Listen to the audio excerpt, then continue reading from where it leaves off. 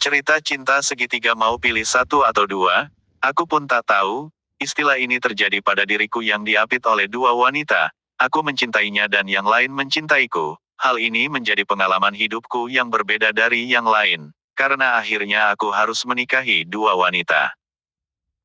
Perkenalkan, namaku Anto, seorang wirausaha kriya batik, memiliki pacar bernama Astia, perempuan yang pertama kali membuatku jatuh hati. Karena hatinya yang baik, cantik dan dermawan, hubunganku berjalan dengan baik selama 2 tahun, hingga pada suatu hari datanglah orang kedua yang akan mengubah hidupku. Namanya Vina, seorang pecinta batik, kecintaannya pada batik sangat tinggi. Vina selalu datang ke galeri batikku setiap minggu, untuk belajar dan memotret hasil batik. Pertemuanku dengan Vina terjadi setelah minggu kelima, saat diriku tidak sengaja menabrak Vina yang sedang memotret hasil kriya batik. Awalnya tidak ada hal yang terjadi, semua normal, lalu keesokan harinya salah satu karyawanku menemuiku dan menyampaikan, ada yang ingin bertemu, dan aku perbolehkan. Setelah beberapa menit kemudian dia mengetuk pintu dan dibuka. Alangkah terkejutnya dia karena yang ditemuinya adalah orang yang tidak sengaja menabraknya di aula. Vina berniat menemuiku untuk mendapatkan izin untuk melakukan studi banding di tempatku, dengan menyerahkan beberapa berkas yang diperlukan.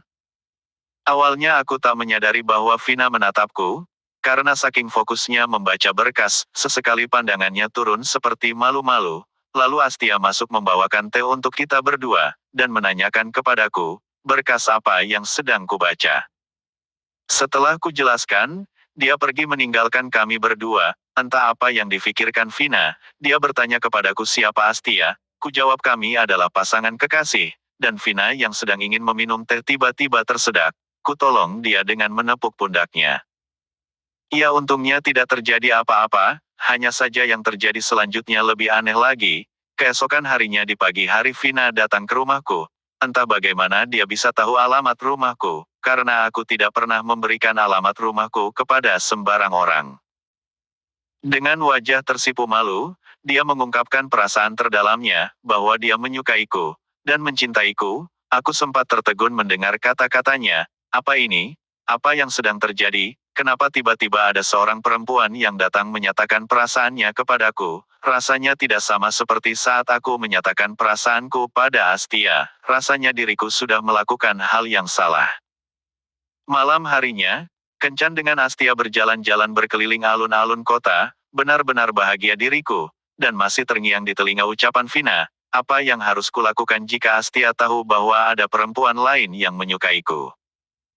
Ku tak berani mengungkapkan hal tersebut hingga tiba-tiba, muncullah Vina di depan kami.